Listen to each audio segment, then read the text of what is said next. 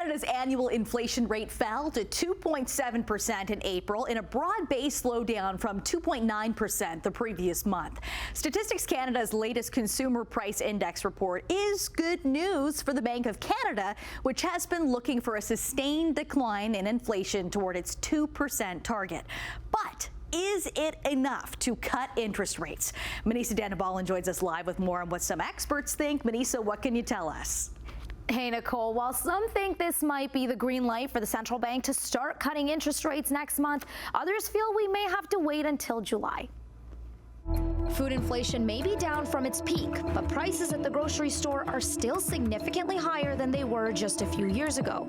While food prices were one of the main factors driving inflation lower in April, Statistics Canada reminded consumers that grocery prices are still up 21.4% compared to 3 years ago.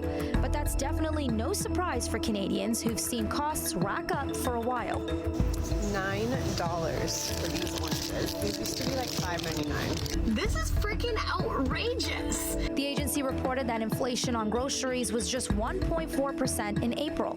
Cooling prices on products like meat, fruit, seafood, and non-alcoholic beverages helped overall inflation tick lower to 2.7%, down from 2.9% in April.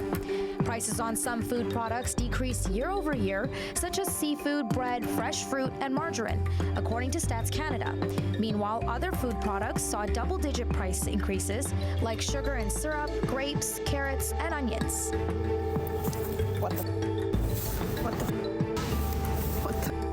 Inflation on restaurant prices also eased in April, registering at 4.3% compared with 5.1% in March. Price growth at restaurants has outpaced grocery inflation in recent months. Inflation has led to higher levels of food insecurity in Canada. Living in a crazy world. A singular coffee these days costs a third of minimum wage. That means one coffee takes you 20 minutes to earn. What? This means shoppers will likely continue to seek out lower prices through discount stores, promotions, and private label products. High food prices just adding to the list of other bills emptying pockets for those living in Canada.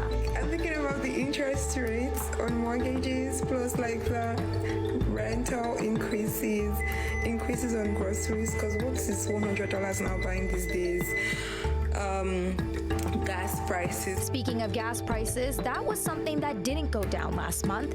Consumers paid 6.1% more at the pump year over year in April. Now, all eyes are on the Bank of Canada. Some experts speculate today's report should give them the green light to start cutting interest rates next month. But others think we might have to wait until July, noting the annual inflation rate is still too close to the upper end of the Bank of Canada's 1 to 3% inflation target range. The one thing that I think bothers him is that since inflation is a little more stubborn in the U.S., it looks like the Fed chairman down there will not be cutting interest rates as soon as the governor of the Bank of Canada will. And so if ours drop and theirs don't, a bunch of funds will leave the country. That'll decrease the demand for Canadian dollars, increase the demand for U.S. dollars as that transfer of funds occurs. And that means the Canadian dollar will likely fall somewhat. Political and public pressure on major grocers has been mounting with the higher food prices. The government has called on the grocers to do their part in stabilizing prices. And this month, a group of consumers started boycotting Loblaw-owned stores.